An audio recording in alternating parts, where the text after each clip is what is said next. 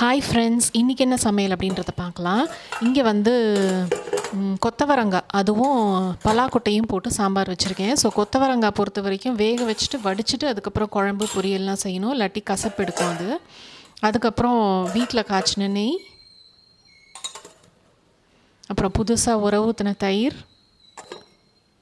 அதுக்கப்புறம் detox water, சீரகம், வெந்தயம், கருஞ்சீரகம் இதெல்லாம் போட்டு கொதிக்க வச்ச தண்ணி. அப்புறம் இது பார்த்திங்கன்னா பேக்யார்ட் கார்டனில் பொன்னாங்கண்ணி கீரை இருந்தது. ஸோ அதுவும் உடச்ச பச்சைப்பயிறு இருக்குல்ல, அதை போட்டு கடைஞ்சி வச்சுருக்கேன்.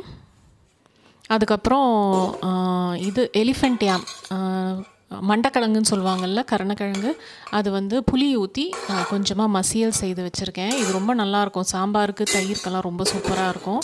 அப்புறம் இந்த சீசன் ஸ்பெஷலான எம்மி மேங்கோஸ், அதுக்கப்புறம் சூடாக வடித்த சாதம். ஸோ இதுதான் இன்றைக்கான lunch. See you in the next video. Bye bye.